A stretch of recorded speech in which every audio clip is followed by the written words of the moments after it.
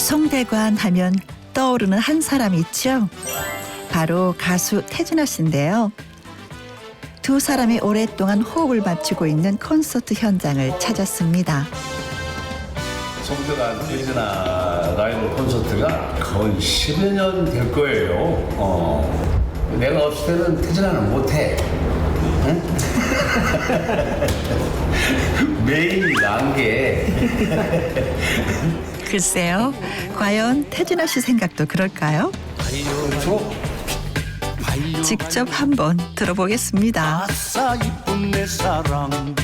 송대관 씨의 영원한 라이벌이자 영혼의 단짝으로 불리우는 태진아 씨.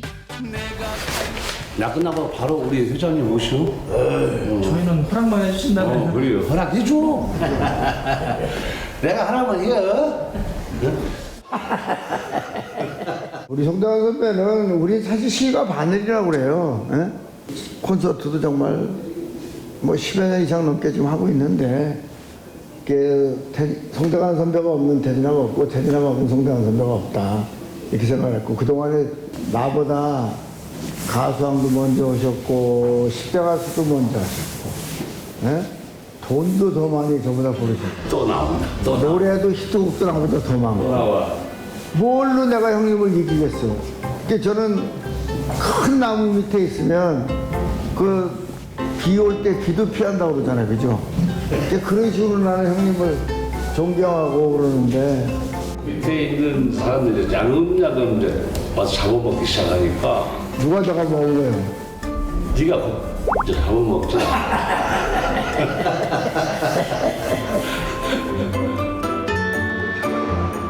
가수라는 이름으로 최고의 자리에 섰던 송대관 씨. 셀 수 없을 만큼 수많은 무대에 서며 그는 인생을 노래해 왔습니다. 대한민국 최고의 가수 송대관을 소개합니다. 자리은 형님. 감사합니다. 나가 전라도 말은 허발나게 배워버렸어요. 이 성님 때문에 허발나게 배워버렸어. 야가 나보다 더 써. 그거 어떻었는 게? 자, 그렇고 빨리빨리 우리 쇼 시작하겠지. 쇼야 뭐 형님이 먼저 하면 되는 거지 뭐. 아니야. 여러분 송대관 씨에게 박수 한번 해주세요. 아야, 예, 감사합니다.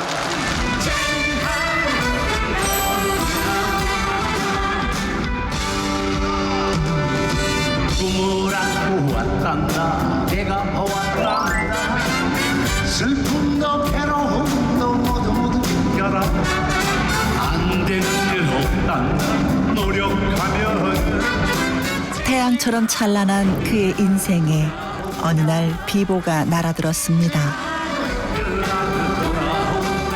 아내의 사업 실패,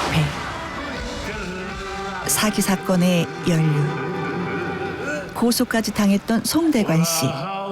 그로 인해 그의 인생은 벼랑 끝으로 내몰렸습니다. 사업을 이상하게 땅에 대한 투자를 하면서 제 아내가 곤도박질이 치기 됐죠. 곤도박질을 쳤죠. 투자랍시고 땅을 한 6만 5천 평을 사들였는데 팔리지도 않고 이자만 계속 올라가고 그게 안 되려니까 좀 그러니까 이 딴따라한테는 큰 돈은 안 주시나 봐 하늘이 적당히 먹고 살 수 있는 것만 주는 것 같아. 사건 이후 180도 달라져 버린 그의 삶. 오늘은 12시 넘어 들어오나? 예, 새벽 12시 넘어서. 달려야 돈이 생기니까 쫓아가야 돈이 생기고 쫓아가서 노래를 불러야 돈이 생기니까 지금 뭐 얼마나 내가 마이너스 생활을 하는지 아세요? 굉장히 마이너스가 많이 나 있습니다. 옛날 생각하면 못 살지. 이제 그렇다고 해서 옛날같이 다시 그 고간을 채우겠다는 게 아니고 그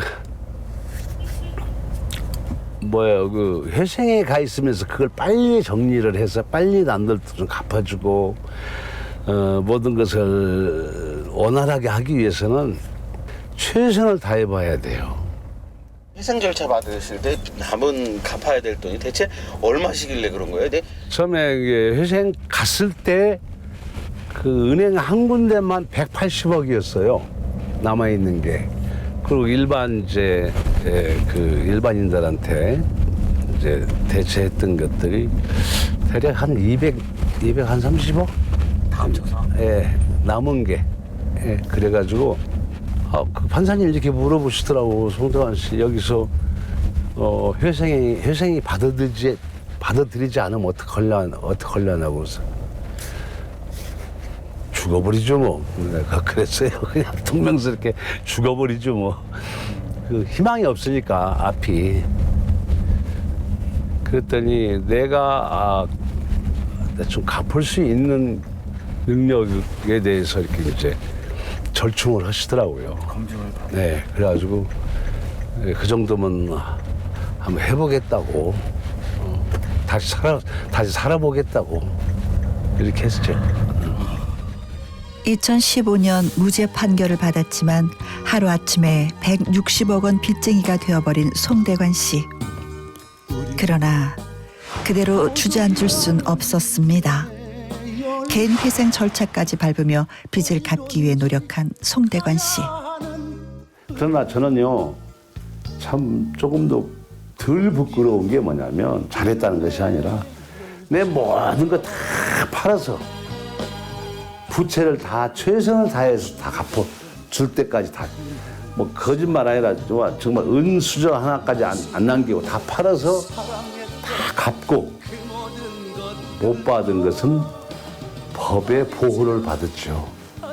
벌어서 갚겠습니다 하는 거. 70억 원 하는 주택 처분 후 월세살이를 시작한 송대관 씨. 이게 원래는 옷장을 이렇게 다 맞춰서 넣었죠. 옛날에는 그런 형편이 아직은 안 돼야.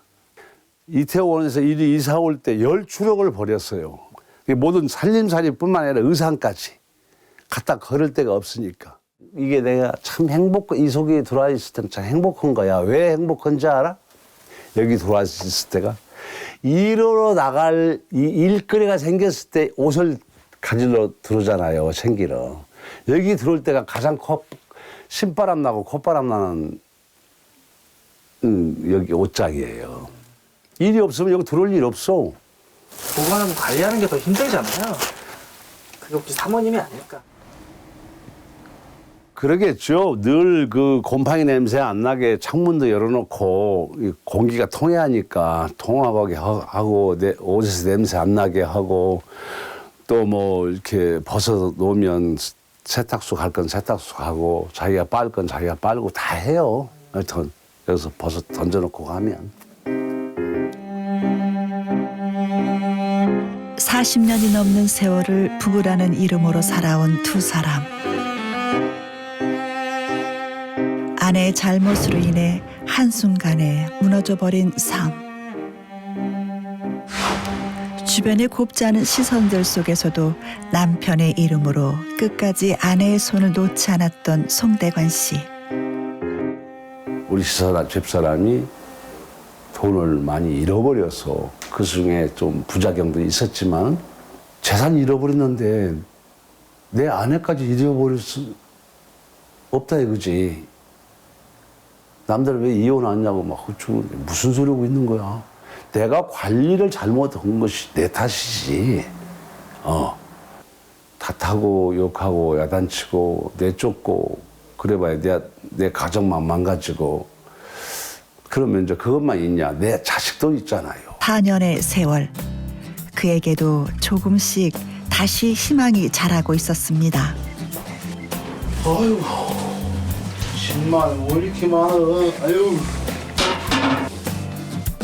오늘은 그에게 조금은 특별한 날입니다. 여보, 당신, 아니, 진석이 방 말이요. 의자랑 그 테이블이랑 그거 어떻게 하는 거야? 버릴 거야. 그것도 보내게. 여기는 월세? 월세. 예, 여기서 한 4년 살았죠. 160억 원이라는 빚을 지고 시작한 월세살이. 뒤 돌아보지 않고 앞만 보며 달려온 시간. 그렇게 4년 만에 부부는 월세방을 떠나갑니다. 바로 이 방인데 4년 전에 의자도 하나도 없이 그냥 덩그러니 어떻게 여기를 찾아 들어왔는지 월세로. 우선 월세방이 있으니까 월세를 이제 얻어서 들어왔는데 앞에 암담했죠. 과연 내가 살아야 하나, 이렇게 좌절, 이렇게 끝나야 하나. 한 치 앞도 보이지 않던 그를 더욱 힘들게 만들었던 수많은 루머들. 그래서 네. 연관 검색어를 쳐보면 참 속상하시죠? 아, 예, 아주 정말 속상할 정도가 아니라 밥을 못 먹을 정도예요. 이게 끌어올라서 멀쩡히 살아있는 사람이 죽었다. 뭐 이렇게 타이틀이 뜨고 내용을 읽어보면 지지부진한 지난 일들을 더럽게 그게 각색을 해서 나중에는 아무것도 아닌 것처럼 끝을 맺는데 왜 그런 짓을 하죠, 사람들이? 한 번은 이런 일이 있었어요. 그 당시에 괴로울 때 제가 어떤 내 나름대로 내 마음을 달래고 속죄하는 마음으로 남산에서 저 여의도까지 교회를 걸어가 본 일이 있었어요. 근데 마포대교를 건너가게 돼 있어요, 코스가. 그래서 마포대교를 건너는데 비가 부슬부슬 내리는데 사람들이 막 뛰어와서 나를 붙잡는 거예요. 선생님, 그러시면 안 돼, 이러시면 안 된다고. 이렇게 마음을 이렇게 약하게 잡수시면 안 된다고. 정말 이러지 마시라고. 막 사람들이 나를 부여잡고 말리는 그런 일이 벌어졌는데 그걸 겪으면서 더욱 더 비참해지더라고, 내가.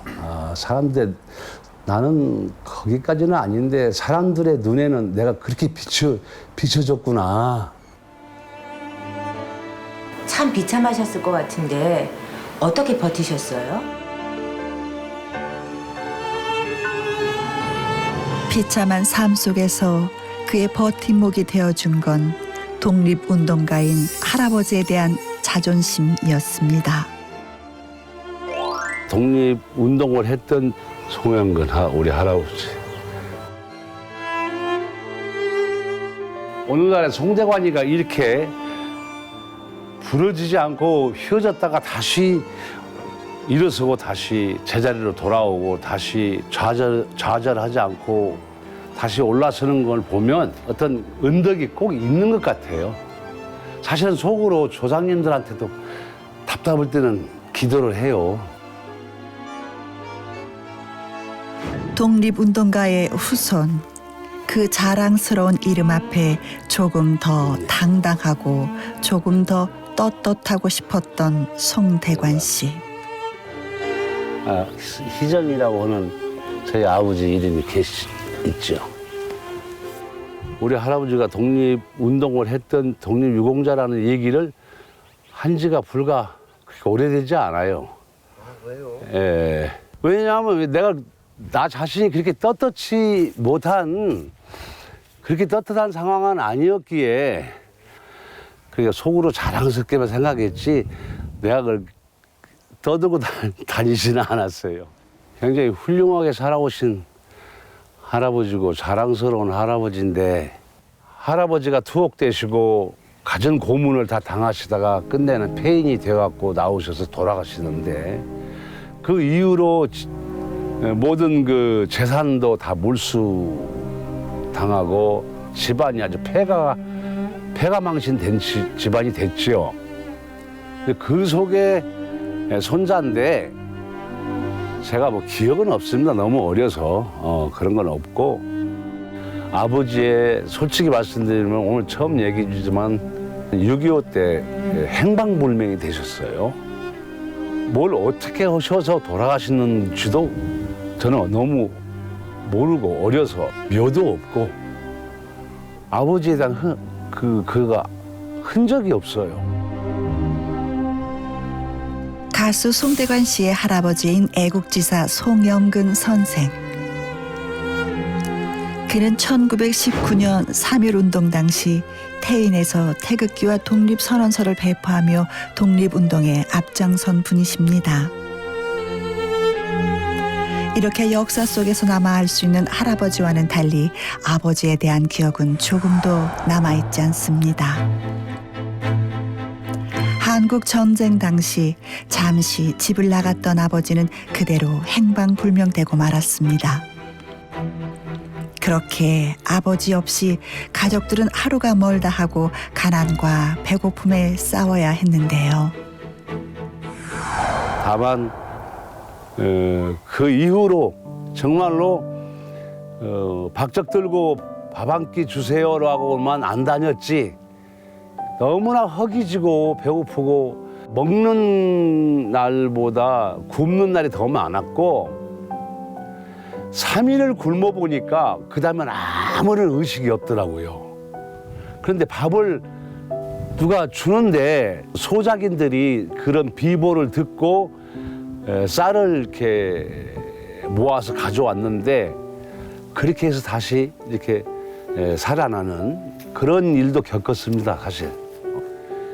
문제는 저희 식구들이 곧 그 굶어 죽게 생긴 그런 상황에 놓여 있는 속에서 저희 어머니는 갖은 풍파 다 겪으면서 시골의 오일장, 장이 쓰는데 거기에 비단 포목을 머리에 이고 그러니까 너무 젊어서 보따리를 메고 머리에다 이고 행상을 하고 다녔기 때문에 몸에 골병이 들어버린 거야. 어디 뚜렷한 게 좋은 데 한 군데 없이 시름시름 평생을 앓으셨어요. 어느덧 고희를 넘긴 나이. 21살의 청년의 손은 세월을 담고 53년 왔다 갔다 하지만 오늘은 좀 옛 생각이 많이 나네요. 처음에 올라올 때 생각도 나고.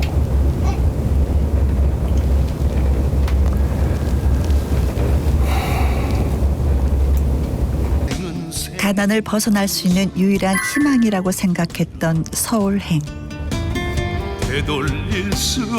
어느 날 제가 독하게 맘먹었어요. 내가 여기에서 이렇게 남의 집 가서 일을 하고 이 밥을 먹고 사는 것이야 입에 풀칠을 할 수 있지만 언제 이 고생을 끝을 맺을 날이 없다. 이렇게 살기는. 병든 어머니도 계시지, 여동생도 있지, 남동생도 있지.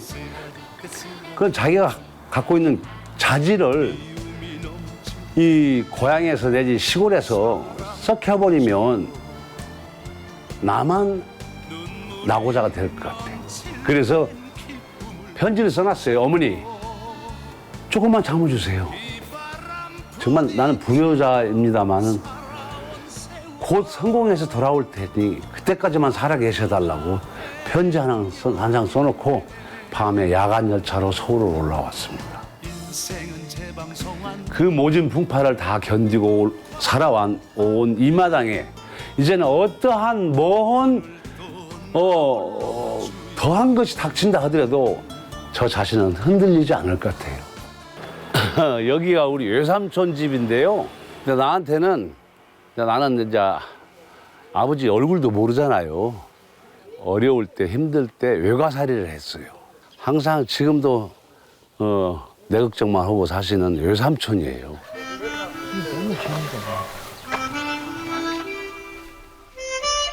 외삼촌과는 아들과 아버지 같은 정을 나눈 사이라고 하는데요. 조카를 만나면 외삼촌이 건네는 안부 인사는 조금 남다릅니다. 어때요? 요새 잘 나가냐, 진짜? 요즘 다시 잘 나가고 있어요. 잘 나가? 예, 잘 나가고. 나가야지. 우리 삼촌은 그저 사납게나 잘 나가냐, 덜 나가냐가. 아이고.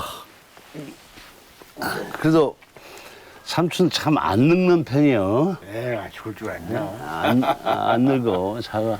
예. 외삼촌. 나한테는 외삼촌이고, 아까도 말씀드렸지만, 참 아버지 같은 외삼촌이라, 참 삼촌만 이렇게 쳐다보면 이제는 그냥 서글퍼져 조금. 이 송대관 야안에 그 어렸을 때 6.25 사변이 났어요. 사변이 나가지고 그 가정이 그냥 동서남북으로 그냥 뿔뿔이 전부 다 이렇게 가족이 헤어졌던 그런 한때가 있었거든요. 그때 내가 야를 데리고 내가 학교 교원 생활을 했으니까 가서 학교 주위의 기숙사 숙직실 거기에서 자취 생활을 했지 둘이. 그 총각이 나를 데리고 그 오지의 학교에 갔는데 근데 내가 따라가니까 사람들이 수군거리는 거야. 아, 저 어린 총각이 뭔 벌써 저렇게 큰 아들이 있냐고.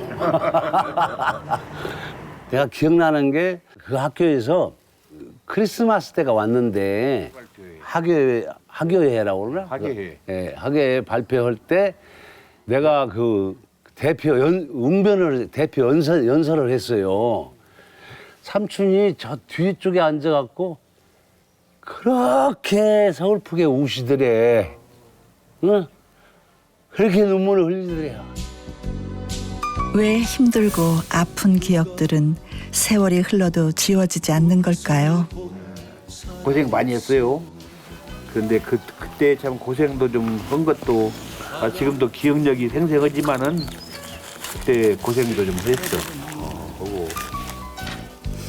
아버지의 정을 몰랐던 송대관 씨를 아버지의 마음으로 품어준 외삼촌. 정말로 나한테는 부모 같은 사람이다. 삼촌 맛있는 거 사 먹어. 뭘 그려줬어? 좀 알고. 이런 거 받으면 내가 부담 가지 않아? 아니 아들이 아버지한테 뭘 이렇게 주시는 것 같아서 진짜. 어쩌면 삼촌이 없었으면 나 고아원으로 갔을지도 모르잖아. 다시 보면. 외삼촌이 아니었다면 달라졌을지도 모를 송대관 씨의 인생. 글쎄, 저 같은 경우도 그 얼마나 그 어려운 그 가장이 없는 집안은 폐가잖아.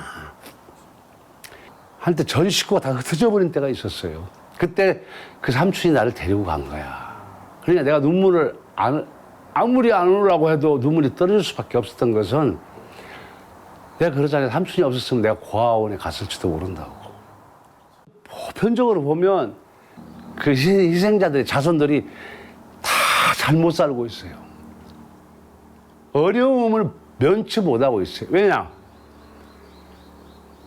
뿌리는 있는데 줄기가 없잖아요. 다 끊어져 버린 거예요. 다 배우지도 못하고. 누구의 잘못도 아니었습니다. 그저 시절이 그렇게 만든 것이죠. 몇 발자국만 옮기면 아련하게 떠오르는 옛 기억들. 교회는 옛날 그대로인데요, 교회가. 가수 송대관의 시작점이었던 곳. 어머니와 가족들의 추억이 살아 숨쉬는 곳. 그렇기에 고향에 대한 그의 마음은 더욱 애틋합니다. 돈이 좀 생겨. 이제 지금으로 말하면 한 몇백만 원 정도의 돈이 생겨서 내려갔지.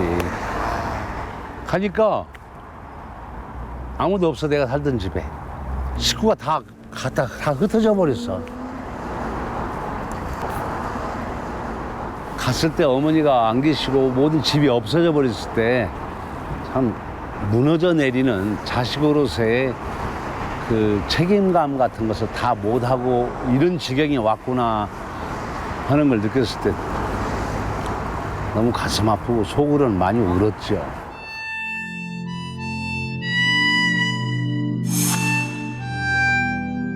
가족을 지키기 위해 선택했던 일. 그러나 결국 그 선택은 가족을 뿔뿔이 흩어지게 만들고 말았습니다.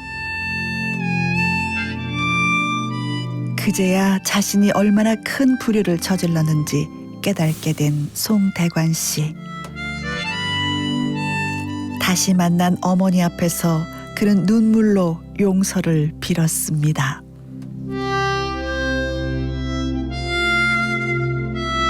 또 어머니 연락처를 찾아서 이제 어머니를 만나게 됐죠. 참 웃으면서 얘기하지만 그렇게 해서 내가 어머니한테 찾아가서 용서를 빌고 돈도 드리고 그러고 나서 어머니 모시고 왔지. 나는 그때 당시에는 오직 어머니밖에 생각할 겨를이 없었어. 그리고 이제 본격적으로 캬바레 나이트에서 이제 레코드사로 진출을 합니다. 그때부터 이제 레코딩 가수가 되는 거야.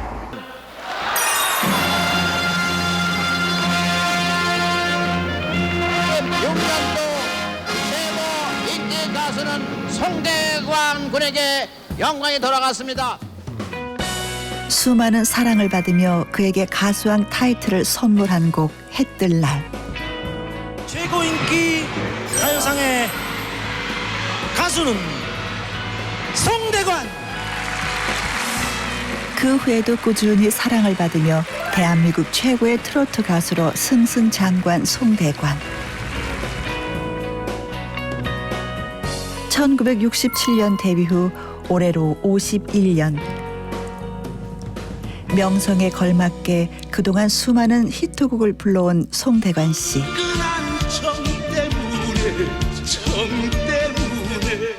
차표 한 장 손에 서민의 삶을 노래하고 쿵차쿵차 내 박자 속에 모두의 애환을 위로하는 방송 홀로 같은 명곡들. 지금이 딱 좋아 지난 일은 생각 말자 후회를 말자